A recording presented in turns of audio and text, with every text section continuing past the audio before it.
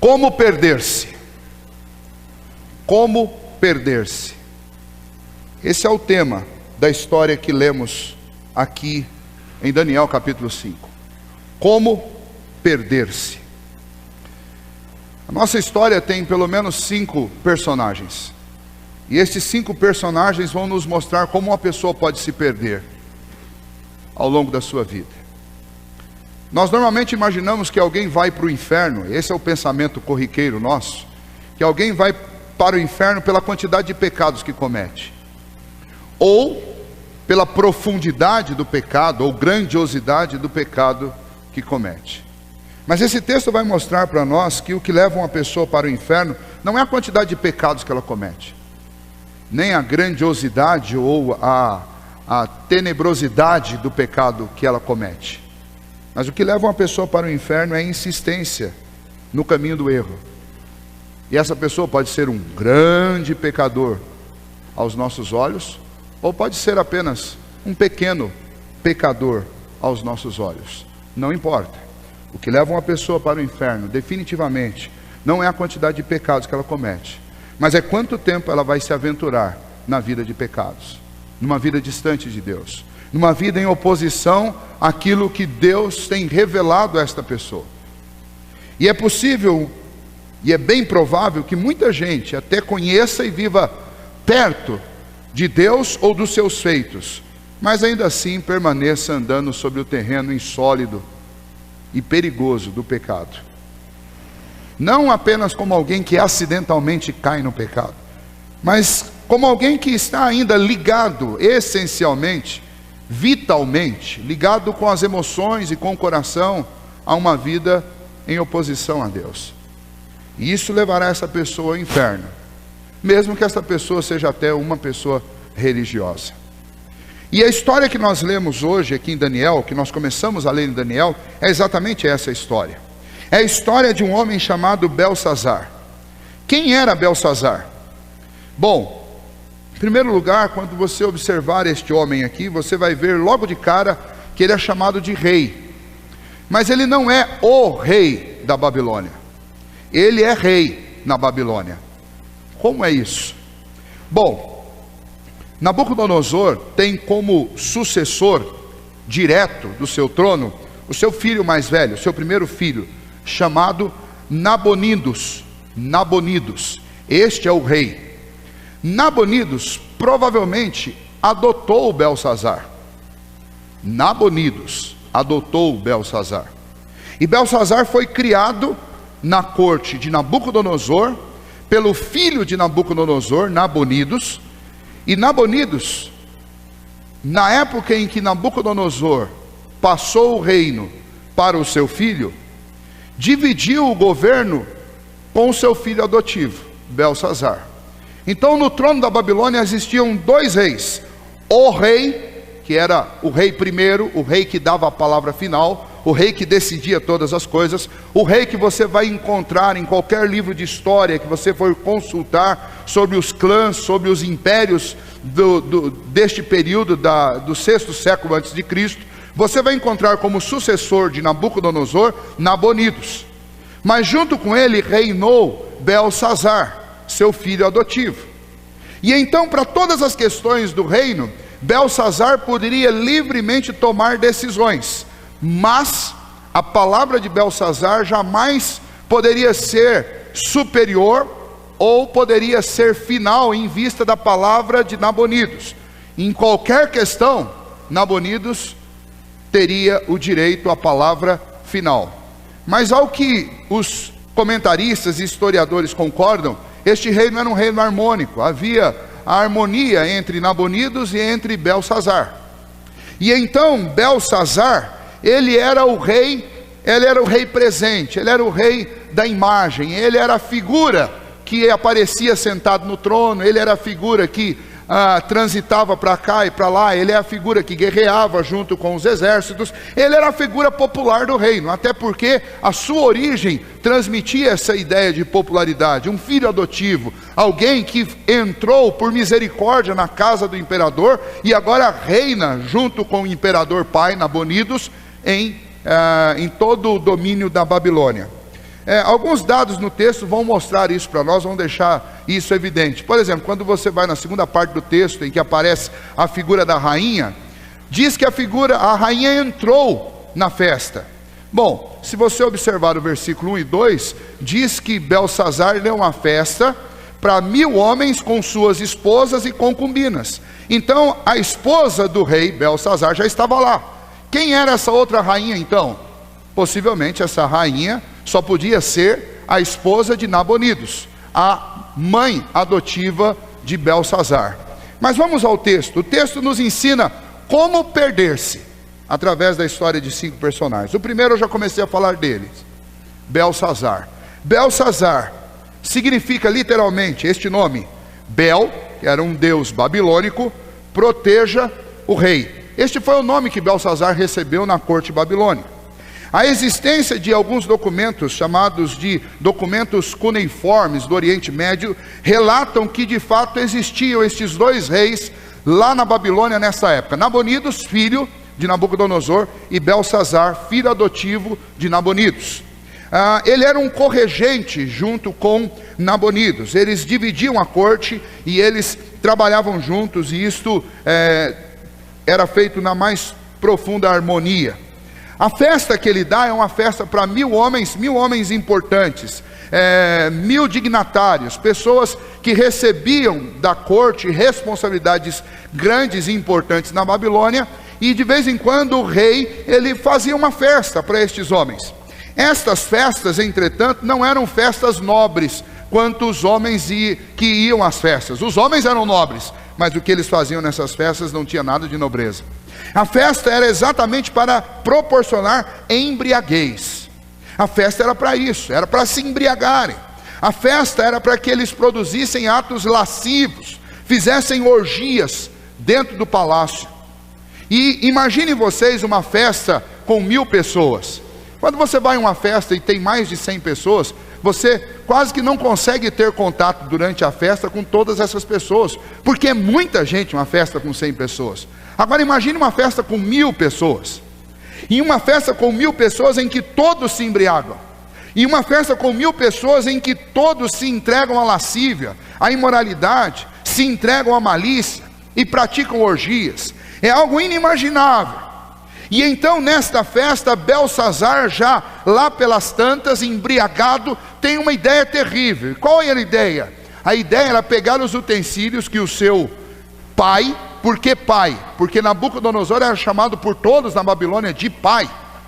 E porque ele era de fato o pai, porque ele era aquele ancestral grande, o maior de todos na Babilônia. Então era o pai Nabucodonosor. Não apenas Belsazar o chamava de pai, mas qualquer um naquela corte chamaria Nabucodonosor de pai. E Daniel também se fazia essa referência a Nabucodonosor, dizendo: olha, o seu pai. O pai de quem? Não o pai direto de Belsazar, mas o pai de todos naquela corte. Então os utensílios que foram tirados por Nabucodonosor da corte, do templo lá em Jerusalém, utensílios que foram consagrados para adoração a Deus, Belsazar teve a terrível ideia de pegar esses utensílios e levar para aquela festa, para que eles pudessem debochar do Deus de Israel, do Deus Jeová, bebendo, se embriagando e praticando orgias, usando aqueles utensílios naquela festa, para fazer uma farra. Existe uma linha na vida do incrédulo, que é uma linha invisível, e que a Bíblia deixa claro que existe. Uma linha em que essas pessoas, embora elas não percebam a existência dessa linha, é uma linha em que quando elas cruzam, o fim delas é irremediável, não tem como voltar mais. É a linha do limite da tolerância de Deus. É a linha que extrapola tudo que Deus pode tolerar em termos de perversidade do homem. Para você ter alguns exemplos sobre essa linha, você tem, desde o início da Bíblia, homens ímpios cruzando essa linha, e cruzando definitivamente sem poder voltar mais. Eu poderia dar um exemplo para vocês, maior de todos, que seria das cidades de Sodoma e Gomorra. Eles cruzaram definitivamente uma linha que não tem volta mais. Não há mais pregação de arrependimento, nem de salvação para esse povo que vivia nessas cidades, porque simplesmente eles cruzaram uma linha irremediável. E aqui Belsazar faz a mesma coisa, na sua orgia, na sua bebedice, naquela festa horrenda, naquela festa de abominação. Simplesmente Belsazar, quando decide trazer os utensílios da casa de Deus para dentro daquela festa, ele cruzou essa linha invisível. E depois que ele fez isso, nada mais poderia ser feito em relação a ele mesmo. Rejeição. Esta é a palavra que descreve a vida de Belsazar. Ele rejeitou tudo o que ele sabia a respeito de Deus, e não só rejeitou, mas ele praticou contra Deus aquilo que é abominação. Por que eu falo de rejeição? Muito bem, rejeição por quê? Porque Belsazar foi criado na corte de Nabucodonosor. Belsazar conheceu e sabia muito bem da história dos 4 homens que representam o remanescente fiel do Senhor de Israel e de Judá. Ele conheceu Belsazar pela idade que ele tem ao ponto de assumir o trono junto com Nabonidos. Provavelmente ele está em torno de 60 e 70 anos. E nessa idade, possivelmente, estava também Daniel. E então é provável que Belsazar foi adolescente na mesma corte em que Daniel foi um adolescente diferente.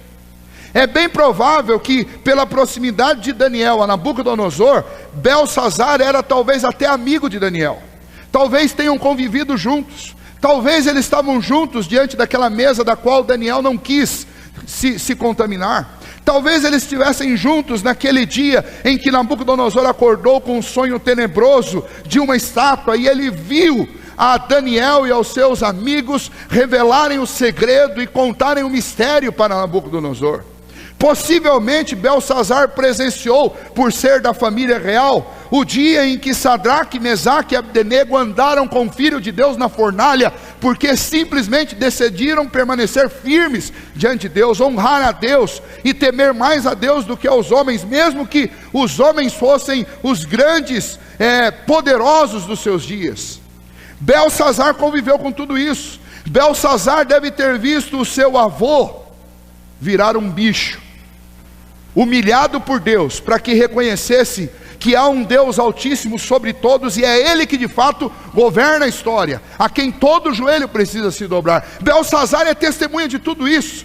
Ele não chegaria à corte, ao reinado, ao império da Babilônia sem ter convivido os mesmos dias que Daniel conviveu na corte da Babilônia. Não há como isentar Belsazar de conhecimento a respeito das obras de Deus na Babilônia. Como que um homem pode perder-se? Um homem pode perder-se simplesmente rejeitando tudo que Deus tem falado com ele dia após dia, tudo que Deus tem mostrado a ele semana após semana. Como que um homem pode perder-se simplesmente permanecendo insensível diante de tudo que tem ouvido do Senhor? E aqui nós temos um exemplo de um homem que perdeu-se. Um homem que teve as oportunidades que ninguém na corte da Babilônia antes de Daniel e ninguém depois de Daniel teve. Um homem que fora de Israel foi um dos poucos que teve a oportunidade de conhecer a Deus, porque em todo o Antigo Testamento não há uma ordem a Israel para que ele saia a evangelizar e falar sobre Deus para as outras nações. Mas por uma questão de política, por uma questão de dominação, por uma questão de disciplina de Deus, o povo de Israel e Judá foi colocado numa nação estrangeira. E esse Belsazar teve o privilégio que poucos tiveram, não apenas de ouvir a respeito de Deus. Possivelmente Daniel era um grande pregador nos seus dias e pregava na Babilônia. Ele não só teve o privilégio de ouvir, mas ele teve o privilégio de ver, mas ele perdeu-se. O que leva uma pessoa para o inferno não é a quantidade de pecados e nem a gravidade dos pecados. O que leva uma pessoa para o inferno é a rejeição à oferta da graça e da misericórdia do Senhor. E algumas pessoas fazem isso, e são portanto indesculpáveis, porque Deus se mostrou a elas durante toda a vida de forma natural, e no caso de Belsazar se mostrou de forma especial, e ainda assim simplesmente permaneceram impassivas diante de tudo isso. O segundo personagem do texto são dedos. Veja, a partir do versículo 9, diante daquela festa de orgia, aparecem dedos escrevendo na parede. Esses dedos, que não a mão, mas dedos, aparecem na parede. A parede real era como nós fazemos com um telão assim. Tinha uma plataforma, como se fosse um palanque, sobressaltado naquele salão de festa. Sobre aquela mesa, sobre aquele palanque era colocada a mesa real. E naquela mesa sentava a realeza e a nobreza, os mais altos da Babilônia sentavam ali. E atrás tinha uma parede completamente branca, uma parede que deveria simbolizar a hegemonidade, a harmonia, a pureza, o poder do reino. Então era a maior parede do salão, e era uma parede branca, às vezes contornada com ouro e com prata, para demonstrar a grandiosidade de quem estava sentado naquela mesa. Nada naquela parede poderia chamar mais atenção do que o rei que estava sentado na frente da parede. E então nesta parede, lá em cima no alto, dedos aparecem. Você já imaginou que cena tenebrosa é isso? No meio de uma festa, todo mundo bêbado, todo mundo praticando orgia, as coisas completamente fora de controle, e de repente alguém vê a mão, e provavelmente pela bebedice deles, alguém dizia assim: olha, estou vendo um negócio, mas eu não sei pelo estado que eu estou se é verdade, você está vendo também? E imagine que todo mundo começou a ficar em silêncio. O temor tomou conta do coração desses homens. Não só o temor, mas lembram que nós lemos o texto? Esses homens, eles simplesmente começaram a ficar com tanto medo, que o texto diz que os lombos de Belsazar relaxaram. Ele perdeu a força para segurar os ombros em pé. Diz que os seus joelhos, os seus tornozelos tremiam, batiam um no outro. Você imaginou o que é isso? Um imperador não teme a nada. O imperador lá na Babilônia era considerado uma divindade. E você olha o imperador agora, ele está com os ombros caídos, com o coração disparado e com os joelhos batendo um no outro, de medo, porque alguns dedos apareceram na parede. E pior do que aparecerem na parede, estes dedos escreveram algo na parede que ninguém conseguia decifrar o que é. Os dedos escreveram Mene, Mene, Tekel, Parsim. Mene, Mene, Tekel, Parsim. Ninguém sabia o que isso significava. Aliás, ninguém conseguia ler o que estava acontecendo ali. Mas o que estava acontecendo ali é que aquele dedo estava escrevendo o epitáfio de Belsazar. Aquela grande parede real se tornou a pedra do túmulo de Belsazar. Um epitáfio que até então Belsazar não sabia o que significava. E então ele manda chamar todos os encantadores, todos os feiticeiros, todos os sábios da Babilônia, e faz promessas a eles: olha, vocês serão o terceiro no reino. Aí vem mais uma prova de que Belsazar era o segundo e o primeiro era Nabonidos. Por quê? Porque qual o cargo que Belsazar pode oferecer? Ele não pode oferecer o cargo de segundo no reino, porque o segundo no reino já é ele mesmo. Ele oferece o terceiro cargo no reino. Você será a terceira. O homem que decifrar isso será o terceiro no reino. Ele vai receber ouro, ele vai receber prata, reconhecimento, poder. Mas alguém, por favor, diga o que isso significa. E mais uma vez, assim como no capítulo 4, você tem um imperador que, ao invés de chamar o único homem capaz de fazer aquela interpretação novamente, e não é por não conhecer quem é Daniel, e nós vamos ver na sequência que ele sabia muito bem quem era Daniel, mas é simplesmente porque ele não queria ouvir a verdade. E então ele manda chamar os encantadores, os feiticeiros, todos os sábios da Babilônia, para que eles esclarecessem o que estava ali. Mas nenhum deles pôde descrever o que a mão ou que os dedos escreveram naquela parede. O versículo 9 diz que mudou-se o semblante. Está aqui um exemplo de como curar a bebedice de 1000 pessoas em alguns segundos. Deus faz isso. Ele escreve na parede e aí a embriaguez vai embora na hora. Se tem uma coisa que cura a embriaguez é o medo. E estes homens, cheios de medo, mudaram o semblante. O semblante de quem fazia festa e orgia com as coisas de Deus, agora ficou sobressaltado de medo, de pavor, de terror. E a partir do versículo 10 entra a terceira personagem desse texto, a rainha.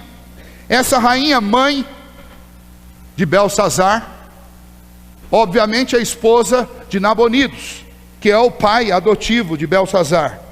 E então essa rainha mãe, por causa do que estava acontecendo, entrou naquele banquete e disse: ó rei, viva eternamente, não te perturbe os teus pensamentos, nem se mude o teu semblante. Há no teu reino um homem que tem o espírito dos deuses santos.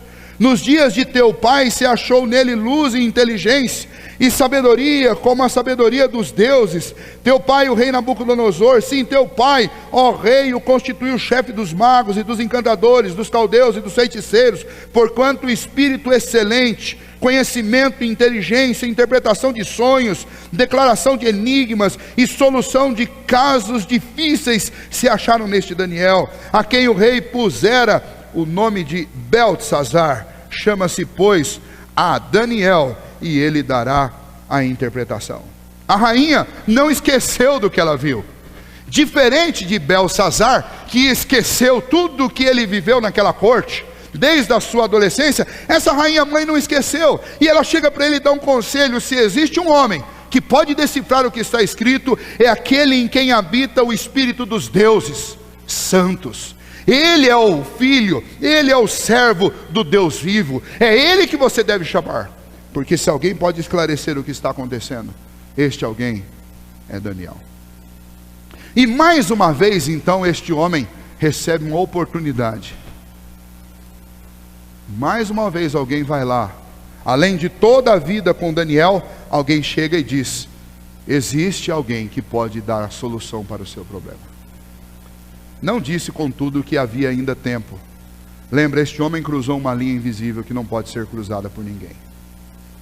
E então entra a quarta personagem desse texto, do versículo 13 a 29, Daniel é introduzido na corte. Versículo 13: então Daniel foi introduzido à presença do rei. Falou o rei e disse a Daniel: és tu aquele Daniel dos cativos de Judá, que o rei meu pai trouxe de Judá? Veja, ele conhecia. Você é aquele Daniel? Daniel não está descrevendo aqui, veja, Daniel, ele está escrevendo, provavelmente com todo o conhecimento e informação que ele tinha, ele está escrevendo com objetividade e sucintamente, para deixar um escrito profético para os seus pares, seus contemporâneos e para nós. Mas talvez esse Belsazar tenha dito: você é aquele Daniel, eu lembro de você na corte, você é aquele Daniel que interpretou o sonho da estátua, não é? Eu lembro de você.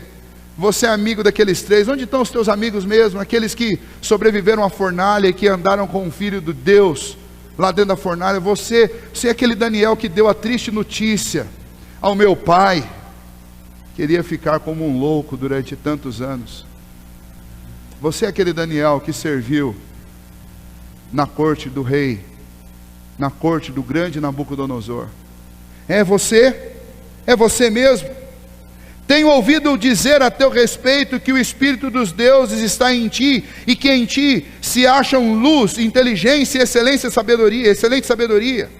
Acabam de ser introduzidos à minha presença os sábios, os encantadores, para lerem essa escritura e me fazerem saber a sua interpretação, mas não puderam dar a interpretação dessas palavras. Eu, porém, tenho ouvido dizer de ti que podes dar interpretação e solucionar casos difíceis. Agora, se puder ler esta escritura e fazer-me saber a sua interpretação, serás vestido de púrpura, terás cadeia de ouro ao pescoço e serás o terceiro no meu reino. Então respondeu Daniel e disse na presença do rei: os teus presentes fiquem contigo, e dá os teus prêmios a outrem.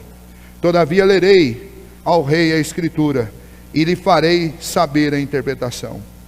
Ó rei, Deus, o Altíssimo, deu a Nabucodonosor teu pai o reino e grandeza, glória e majestade.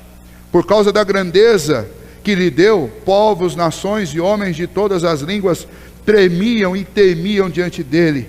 Matava a quem queria deixava com vida, a quem queria exaltava e a quem queria abatia. Quando porém o seu coração se elevou e o seu espírito se tornou soberbo e arrogante, foi derribado do seu trono real e passou dele a sua glória. Foi expulso dentre os filhos dos homens, o seu coração foi feito semelhante aos dos animais, e a sua morada foi com os jumentos monteses. deram-lhe a comer erva como aos bois, e do orvalho do céu foi molhado o seu corpo, até que conheceu que Deus, o Altíssimo, tem domínio sobre o reino dos homens, e a quem quer constituir sobre ele. Tu, Belsazar, que é seu filho, não humilhaste o teu coração, ainda que sabias tudo isso. Antes que eu diga para você, Belsazar, o que está escrito, eu quero que você lembre que você teve a oportunidade, porque a história de Nabucodonosor é a história conhecida de todos aqui na Babilônia.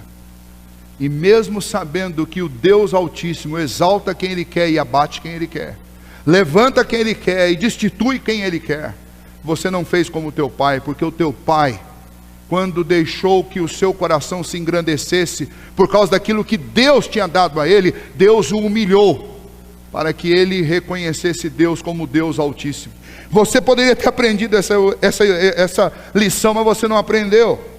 Versículo 23: e te levantaste contra o Senhor do céu, pois foram trazidos os utensílios da casa dele perante ti, e tu e os teus grandes, e as tuas mulheres, e as tuas concubinas, bebestes vinho neles. Além disso, destes louvores aos deuses de prata, de ouro, de bronze, de ferro, de madeira e de pedras, que não veem, não ouvem, não sabem, mas a Deus em cuja mão está a tua vida e a todos os teus caminhos, a Ele não glorificaste.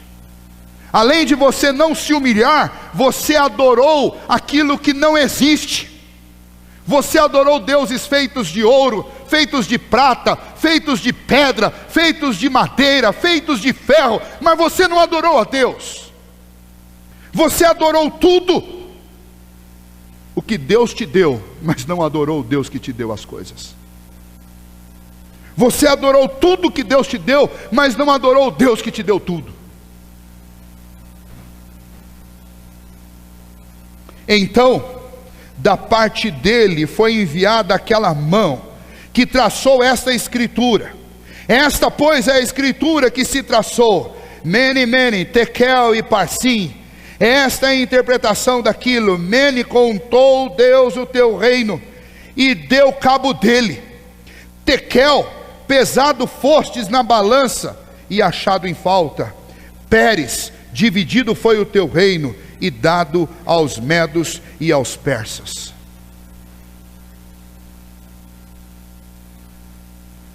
Sabe o que o Senhor disse a teu respeito, Belsazar? Acabou. Acabou teus dias de impiedade. Acabaram-se as tuas oportunidades. Você se perdeu. Na linguagem da juventude dos nossos dias, perdeu Playboy. Perdeu tudo. Os teus dias foram contados. A ideia de teus dias contados significa teus dias foram totalizados. Tekel e Parsim são as mesmas palavras. Uma está no singular e a outra está no plural. Mas a interpretação das duas muda completamente quando você conjuga para o plural. Tekel significa, olha, você foi pesado, ou você foi julgado, ou você foi avaliado. Já imaginou o que significa Deus dizer para você: eu te coloquei na balança? E o resultado dessa balança para qualquer um de nós é um mesmo. A balança diz: condenado. E Parsim, teu reino também passou.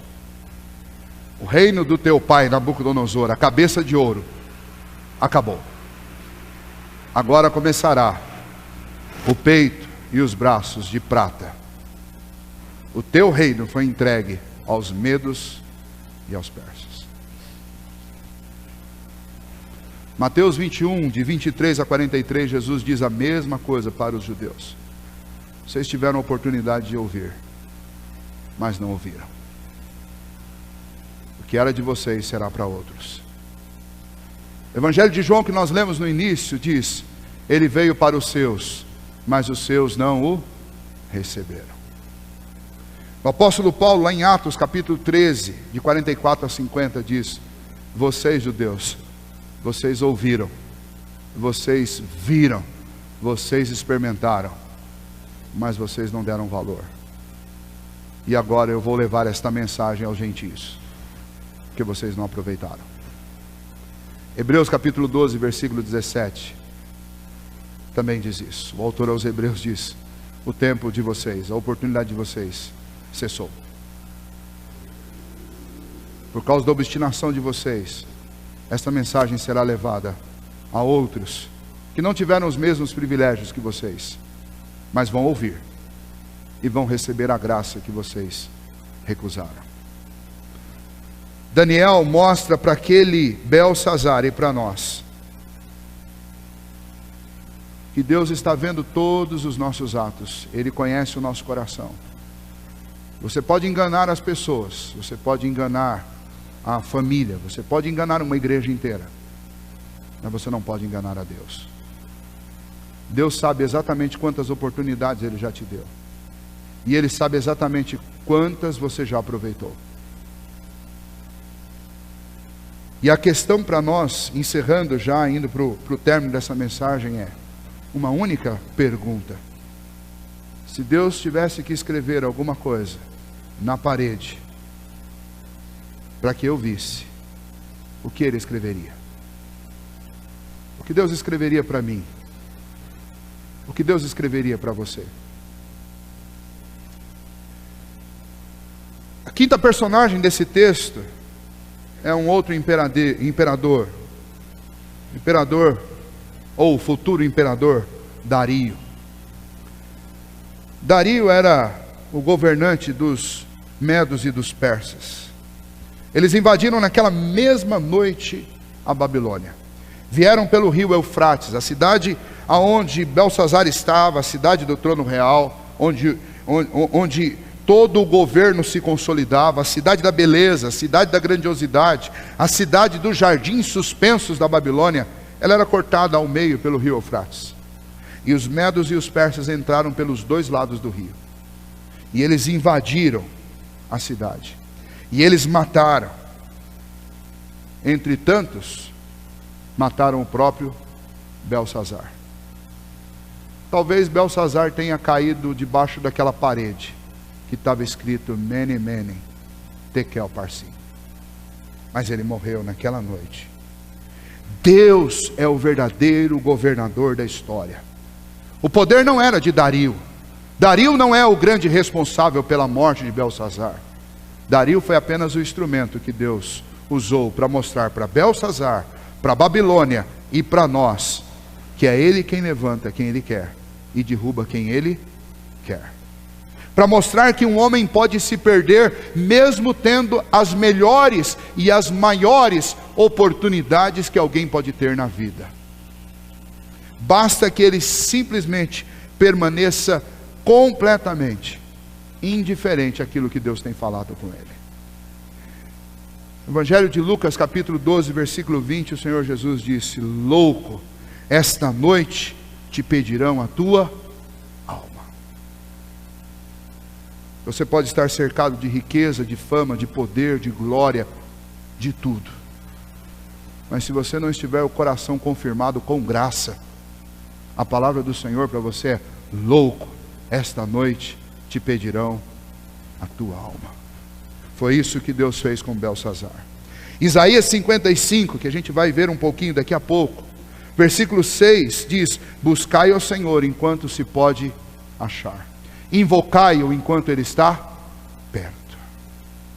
A palavra do Senhor para nós nesse texto é exatamente um relato de como alguém pode perder-se. Belsazar se perdeu. É um texto que descreve a tristeza da raça humana, que simplesmente não aproveita as oportunidades de Deus. Nós vivemos tempos difíceis, irmãos. Eu quero concluir falando isso. Nós vivemos tempos difíceis. O fato de uma pessoa ser membro da igreja não significa que essa pessoa é uma pessoa temente a Deus. Nem muito menos que essa pessoa é uma pessoa que está vivendo debaixo da graça. O que faltou para Belsazar não foi uma vida reta e justa. O que faltou para Belsazar foi colocar toda a sua confiança em Deus. Porque é dever nosso. O Senhor Jesus disse que a nossa justiça deve exceder a dos escribas e dos fariseus, que era um exemplo de justiça. A nossa justiça deve exceder em muito. Mas não para que eu seja salvo por atos de justiça. Deve exceder porque eu devo seguir o exemplo de Cristo Jesus. Mas a justiça da qual decorre a minha salvação é a justiça de Cristo. Quem precisa subir na balança para que eu seja salvo é Cristo. Porque se eu subir na balança, se Deus pesar os meus atos, eu estou condenado como Belsazar estava. E foi. É por isso que eu e você precisamos crer em Cristo Jesus e cair de joelhos aos pés do Senhor Jesus. Porque nós precisamos que Ele suba na balança em nosso lugar. Porque senão todos nós seremos condenados. Neste Natal nós falamos muito sobre Jesus. Mas a pergunta que continua a ser feita, e é a pergunta que está no seu boletim: há lugar para Jesus na sua vida? Ou ele é simplesmente um slogan da sua religião? Ou ele é simplesmente um personagem da história? Ele é o Senhor da sua vida? É Ele que diz o que você pode e o que você não pode fazer? É Ele que determina os contornos e os limites da sua vida? É Ele que é a grande satisfação e esperança do seu coração?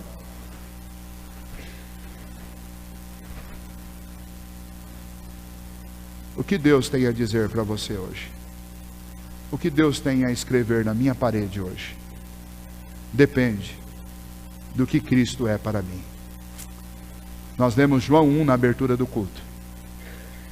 Para quem não estava presente, eu sugiro que você abra e leia depois. Mas João 1 diz que Jesus é a luz do mundo. Ele veio a este mundo, que foi feito por Ele. E aonde essa luz chegou, as trevas foram embora. É essa luz que precisa brilhar no meu e no seu coração. Porque essa é a única luz que pode mandar as trevas que estão dentro de nós embora.